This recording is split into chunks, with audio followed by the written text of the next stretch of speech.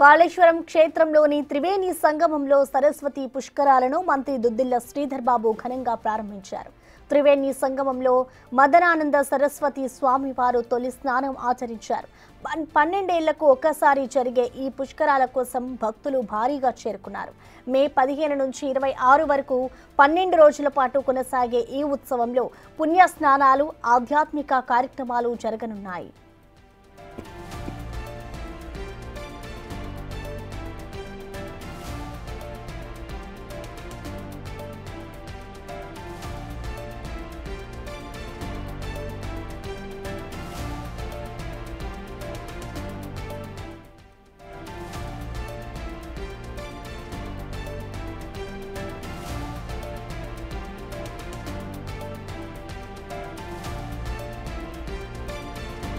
ఇక పుష్కరాలకు సంబంధించిన పూర్తి అప్డేట్స్ ని మా ప్రతినిధి వేణు అందిస్తారు. వేణు, చెప్పండి, అసలు పుష్కరాలకు సంబంధించి ఇటు అధికారులు భక్తుల కోసం ఎటువంటి ఏర్పాట్లు చేశారు? ప్రస్తుతం అక్కడ సిచ్యువేషన్ ఎలా ఉంది?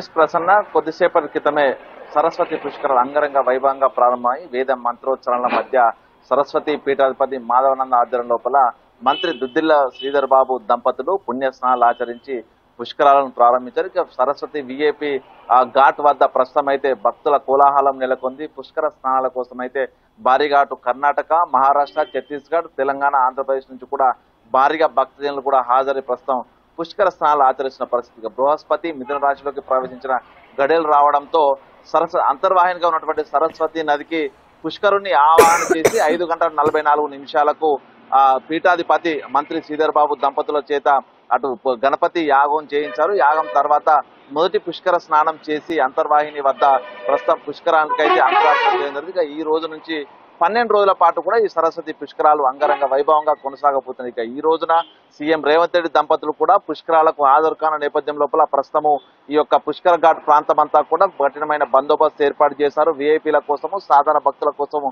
మరొక ఘాట్ ను కూడా ఏర్పాటు చేయడం జరిగింది. మొత్తంగా 3500 మంది పోలీస్ బలగాలు ఈ పుష్కరాల కోసం బందోబస్తులో 3 షిఫ్టుల్లో ఉండబోతున్నారు. ఇక సాయంత్రం 4 గంటలకు సీఎం రేవంత్ రెడ్డి కాళేశ్వరానికి చేరుకుంటారు. వచ్చిన తర్వాత యాగం నిర్వహించి సరస్వతి నదికి హారతులు చేసిన తర్వాత 10 ఫీట్లతో నిర్మించినటువంటి ఏకశిలా విగ్రహమైన సరస్వతి దేవి విగ్రహాన్ని ఆయన ప్రారంభోత్సవం చేయబోతున్నారు. ఆ తర్వాత విఐపి ఘాట్ వద్ద పుష్కర స్నానం చేసి కాళేశ్వర ముక్తేశ్వర స్వామికి ప్రత్యేక పూజలు చేశారు. తర్వాత తిరుగు ప్రయాణంలో మంత్రి శ్రీధర్ బాబు ఇంటికి వెళ్లి అక్కడే భోజనం చేసుకున్న తర్వాత తిరిగి హైదరాబాద్ ప్రయాణం కావచ్చు. సో ఈ రోజున వివిఐపీలంతా రానుండడము, సీఎం రేవంత్ రెడ్డి కూడా రానున్న నేపథ్యం లోపల భారీ స్థాయి భద్రత అయితే కొనసాగుతుంది. ఇంకా మరోవైపు దాదాపు కీలకమైనటువంటి అంతర్వాహినిగా ఉన్నటువంటి దక్షిణ భారతదేశంలో అంతర్వాహినిగా సరస్వతి ఉన్నటువంటి ఏకైక ప్రాంతము కాళేశ్వర ప్రాంతము. సో ఇక్కడ సరస్వతి నదికి ఈ రోజున పుష్కరాలు నిర్వహించడం అనేది కూడా ఎంతో కీలకమైనటువంటి ఘట్టం కాబట్టి ఈ యొక్క పుష్కరాల లోపల పాల్గొనడానికి దాదాపు 50 లక్షల నుంచి 1 కోటి మంది పైగా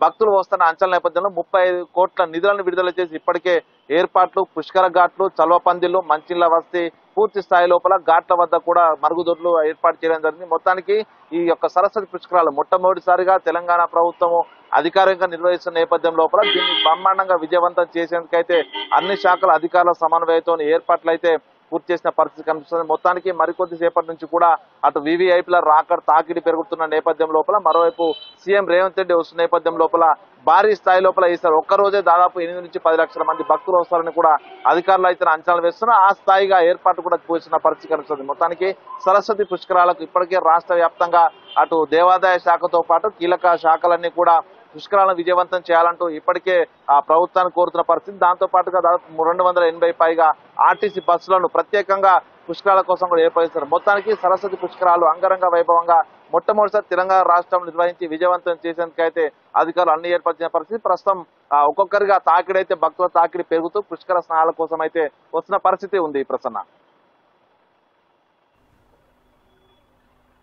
రైట్, థ్యాంక్ యూ వేణు.